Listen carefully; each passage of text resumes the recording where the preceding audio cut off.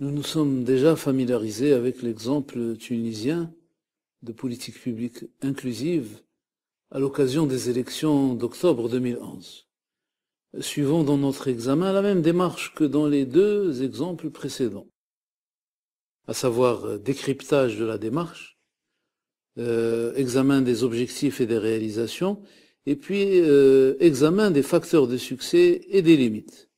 En ce qui concerne le premier point, le décryptage de la démarche, rappel, lors des élections d'octobre 2011, première étape du processus de transition démocratique, l'instance supérieure indépendante pour les élections ne prévoyait pas de mesures particulières sur l'accessibilité aux espaces de débat public et aux lieux de vote pour les personnes handicapées. On l'a déjà noté, l'instance supérieure indépendante pour les élections, une fois contactée, montra une grande réactivité aux demandes du collectif tunisien des personnes handicapées, demandes dûment formulées dans un mémorandum.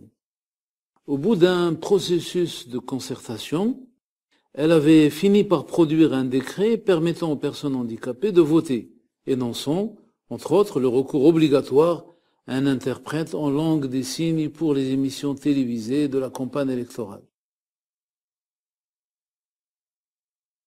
Je n'en dirai pas plus sur le contenu de l'expérience, mais ce qui m'intéresse à cette étape, c'est le deuxième point, à savoir les objectifs et les réalisations telles que définies par les partenaires. Ceci se déclinait comme suit. Inclure des groupes et associations dans la décision politique à un moment aussi important que l'était celui des élections, après une révolution. Deuxièmement, favoriser la participation des personnes handicapées. Troisièmement, mener un dialogue constructif concerté avec l'instance supérieure indépendante pour les élections, les partis politiques, les décideurs, les différents décideurs. Et quatrièmement, faire de la question de l'accessibilité politique une question importante de l'agenda politique à ce moment symbolique, particulièrement symbolique de la vie politique que constituent des élections. Troisième niveau d'analyse, l'examen des facteurs de succès et des limites. L'évaluation fait prévaloir des aspects positifs de l'expérience. Parmi les facteurs favorables, on peut citer l'importance du travail de l'Organisation tunisienne des droits des personnes handicapées sur la base du droit et des engagements internationaux.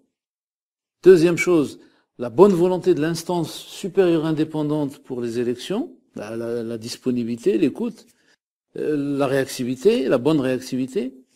Troisièmement, la bonne collaboration d'autres partenaires comme la télévision tunisienne et particulièrement sa prise en charge du coût de l'interprétation et des centaines de spots enregistrés. Du côté des difficultés, on peut citer l'absence des personnes formées, de personnes formées pour effectuer le travail de communication adapté pour les personnes handicapées. Des mots manquaient même au langage des signes dans ce qui était disponible. Ce qui était disponible était incomplet. Par exemple, le terme de constitution, le terme de démocratie, le terme d'assemblée constituante, le terme de communisme, de droite, de gauche, etc.